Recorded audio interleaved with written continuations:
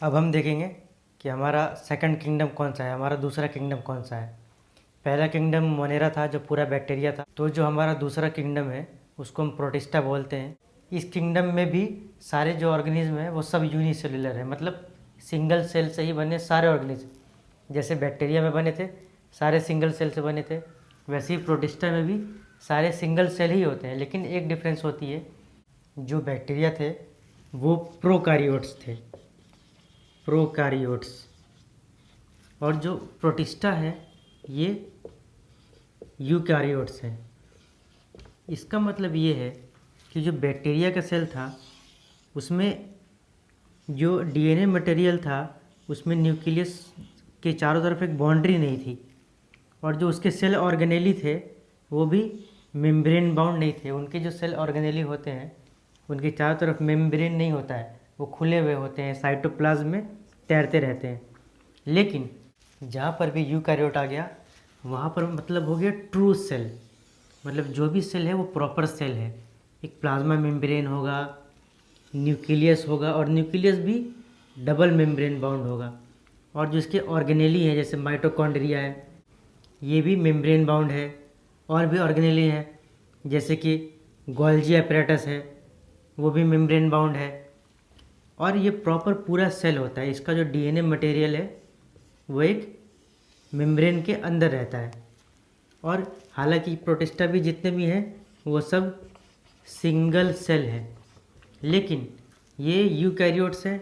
और बैक्टीरिया वाले जो सिंगल सेल थे वो प्रोकैरियोट्स थे। जो प्रोटिस्टा है ये ज़्यादातर एक्वेटिक है, मतलब ये पानी में रहते हैं, ये एक्वेटिक है मोस्टली। कुछ प्रोटिस्टा ऐसे भी होते हैं जो अपना खाना खुद बनाते हैं, जो कि ऑटोट्रॉफ्स हैं। और कुछ ऐसे भी हैं जो हेट्रोट्रॉफ्स हैं।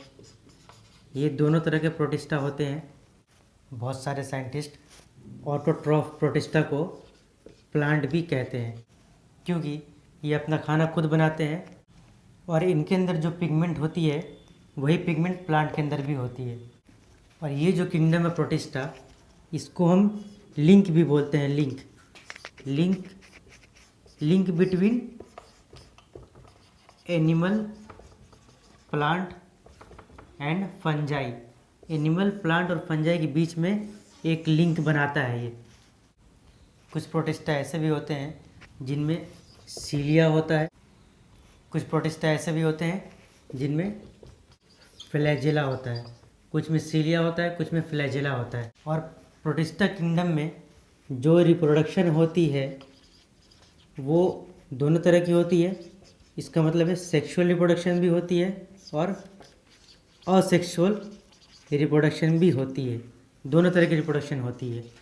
इस किंगडम में जितने भी ऑर्गेनिज्म थे जो सिंगल सेल यूकैरियोट्स थे उनको हमने टोटल 5 कैटेगरी में बांट दिया, और उन पांचों कैटेगरी को हम एक एक करके अच्छे से पढ़ेंगे। और वो जो 5 कैटेगरी थी वो ये थी: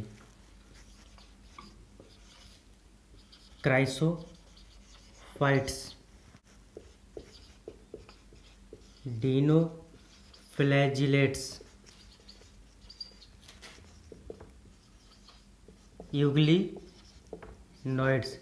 यूग्लिनॉइड्स, और थी स्लिम मोल्ड्स, और एक थी प्रोटोजोआ। पहला क्राइसोफाइट, दूसरा डिनोफ्लैजिलेट, तीसरा यूग्लिनॉइड, चौथा स्लिम मोल्ड और पांचवा प्रोटोजोआ। जितने भी टाइप्स के प्रोटिस्टा हैं उनका एग्जाम्पल है, क्राइसोफाइट का एग्जाम्पल है डेस्मिड्स, जिसको हम गोल्डन एल्गा भी बोलते हैं। एक होता है डेस्मिड जिसको हम गोल्डन एल्गा बोलते हैं, और दूसरा होता है डाई एटम्स। ये दोनों क्राइसोफाइट के एग्जाम्पल हैं। उसके बाद है डिनोफ्लैजिलेट। डिनोफ्लैजिलेट का एग्जाम्पल है गोनी ओलेक्स। यूग्लिनॉइड्स का एग्जाम्पल है यूग्लिना। और स्लिम मोल्ड का एग्जाम्पल जो है उसको हम स्लिम मोल्ड ही बोलते हैं। इसको हम बोलते हैं स्लिम मोल्ड। और जो प्रोटोजोआ है इसके इसके भी 4 टाइप्स होते हैं, 4 टाइप्स, वो हम डिटेल में देखेंगे।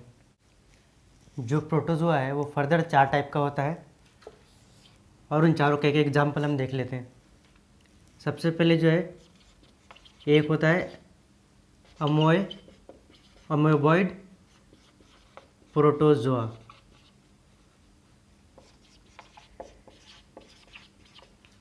दूसरा होता है फ्लैजिलेटेड। तीसरा होता है सिलिएटेड। और चौथा होता है स्पोरोजोआ। और अमोएबॉइड प्रोटोजोआ का एग्जाम्पल है अमीबा और एंटामोएबा। अमीबा और एंटामोएबा। और फ्लैजिलेटेड का एग्जाम्पल है ट्राइपैनोसोमा। फ्लैजिलेटेड प्रोटोजोआ का एग्जाम्पल है ट्राइपैनोसोमा। और सिलिएटेड का एग्जाम्पल है पारामेशियम। और स्पोरोजोआ का एग्जाम्पल है प्लाज्मोडियम। इन सब को जानना बहुत इम्पॉर्टेंट है क्योंकि ये जितने भी हैं चारों के चारों जो है वो डिजीज़ कॉजिंग होते हैं। जितने भी ह्यूमन में डिजीज़ प्रोटोजोआ की वजह से होते हैं वो इन चारों की वजह से ही होते हैं और इसलिए ये बहुत इम्पॉर्टेंट है।